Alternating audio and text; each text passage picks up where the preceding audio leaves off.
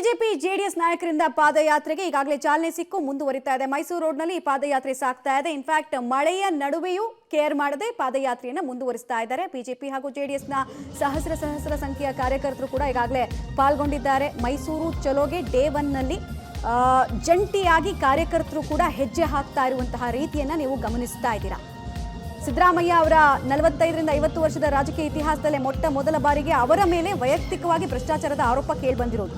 So ಈ ಆರೋಪವನ್ನ ಪ್ರಜಾ ನ್ಯಾಯಾಲಯದಲ್ಲಿ ನಾವು ತೆಗೆದುಕೊಂಡು ಹೋಗ್ತೀವಿ ಅನ್ನೋ ಸಂದೇಶವನ್ನ ಈ ಮೂಲಕ ಕೊಡ್ತಾ ಇದ್ದಾರೆ ದೋಸ್ತಿಗಳು.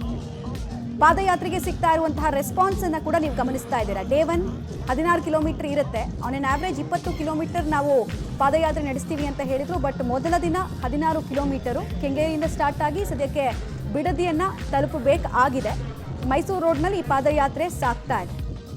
ಕಾಂಗ್ರೆಸ್ ವಿರುದ್ಧ ಸಮರವನ್ನ ಸಾರಿರುವಂತಹ ದೋಸ್ತಿಗಳು ಸಿಎಂ ಸಿದ್ದರಾಮಯ್ಯ ಅವರ ಪದತ್ಯಾಗವನ್ನ ಆಗ್ರಹಿಸಿ ನಡೆಸ್ತಾ ಇರುವಂತಹ ಪಾದಯಾತ್ರೆ. ರಾಜಕೀಯ ಕಾರಣಗಳಿಗೂ ಕೂಡ ಇದು ಮಹತ್ವವನ್ನ ಪಡ್ಕೊಳ್ತಾ ಇದೆ. ಬಿಜೆಪಿ ಹಾಗೂ ಜೆಡಿಎಸ್ ಹೇಳಿ ಕೇಳಿ ಹಳೆ ಮೈಸೂರು ಭಾಗ, ಅದು ಕೂಡ ಸಿಎಂ ತವರೂರಲ್ಲಿ ಗಟ್ಟಿಯಾಗಿ ಬೇರೂರೋದಕ್ಕೆ ನಡೆಸ್ತಾ ಇರುವಂತಹ ಪ್ರಯತ್ನ ಬಿಜೆಪಿಯದ್ದು. ತನ್ನ ಭದ್ರಕೋಟೆಯನ್ನ ಇನ್ನಷ್ಟು ಭದ್ರ ಮಾಡಿಕೊಳ್ಳುವಂತಹ ಪ್ರಯತ್ನ ಜೆಡಿಎಸ್ನದ್ದು. 7 ದಿನಗಳ ಕಾಲ ಈ ಪಾದಯಾತ್ರೆಯಲ್ಲಿ ಸಮನ್ವಯತೆಯನ್ನ ಹೇಗೆ ಕಾದುಕೊಳ್ತಾರೆ ಅನ್ನುವಂತಹ ಕುತೂಹಲ ಕೂಡ ಇದ್ದೇ ಇದೆ. ಮೊದಲ ದಿನ ರಾಜಕೀಯ ನಾಯಕರ ಜೋಶ್ ಗಮನಿಸ್ತಾ ಇದ್ದೀರಾ.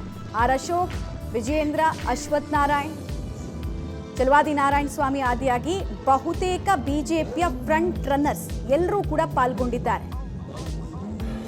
ಆರಂಭದಲ್ಲಿ ಪಾದಯಾತ್ರೆಗೆ ಚಾಲನೆ ಕೊಟ್ಟಿದ್ದು ಮಾಜಿ ಮುಖ್ಯಮಂತ್ರಿ ಜೊತೆಗೆ ಈಗ ಹಾಲಿ ಕೇಂದ್ರ ಸಚಿವರಾಗಿರುವಂತಹ ಕುಮಾರಸ್ವಾಮಿ ಜೊತೆಗೆ ಮಾಜಿ ಮುಖ್ಯಮಂತ್ರಿ ಬಿಎಸ್ ಯಡಿಯೂರಪ್ಪ ಅವರು. ಇಡೀ ಪಾದಯಾತ್ರೆಯ ಬಿಜೆಪಿ ನೇತೃತ್ವವನ್ನು ವಹಿಸಿಕೊಂಡಿರೋದು ವಿಜಯೇಂದ್ರ ಅವರು.